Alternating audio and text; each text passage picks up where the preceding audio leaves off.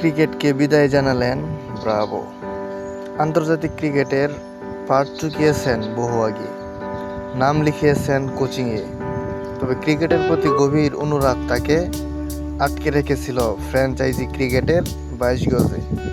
সেই অধ্যায়ও শেষ হয়ে গেল অবশেষে।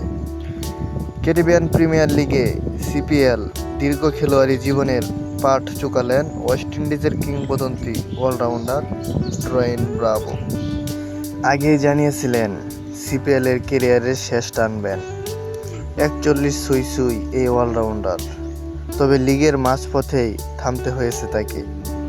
মঙ্গলবার ত্রিনবাগো নাইট রাইডার্সের হয়ে সেন্ট লুসিয়া কিংসের বিপক্ষে ম্যাচের 7ম ওভারে ফাফ ডু প্লেসিসের ক্যাচ নিতে গিয়ে চোট পান ব্রাভো।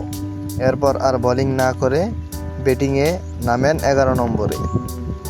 কিন্তু 2 বল খেলার পর আবার বাইরে চলে যেতে বাধ্য হন ব্রাভো। মাঠ ছেড়ে বের হওয়ার পর জানা যায় এটাই ব্রাভোর শেষ ম্যাচ। এই ম্যাচ দিয়েই সিপিএলের সবচেয়ে গৌরবময় অধ্যায়ের সমাপ্তি হলো ব্রাভোর। সিপিএলের সর্বোচ্চ 5 বার শিরোপা জয়ের স্বাদ পেয়েছেন তিনি। ত্রিনবাগোর হয়েও জিতেছেন 3 বার, অধিনায়ক হিসেবে 4 বার। সিপিএলে 107 ম্যাচে 129 উইকেট নিয়ে সর্বোচ্চ উইকেট শিকারী বোলার তিনি।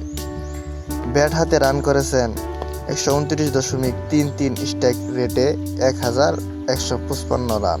100 উইকেট ও 1000 রানের ডাবল সিপিএলে এখনও পর্যন্ত কেউ আর নাই। এমন একজনকে তাই মনে রাখার মতো একটা বিদায় দিয়েছেন দল। ম্যাচ শেষে ব্রাভোকে মাঠে বিদায়ী সম্ভাষণ জানিয়েছেন দু দলের ক্রিকেটাররা।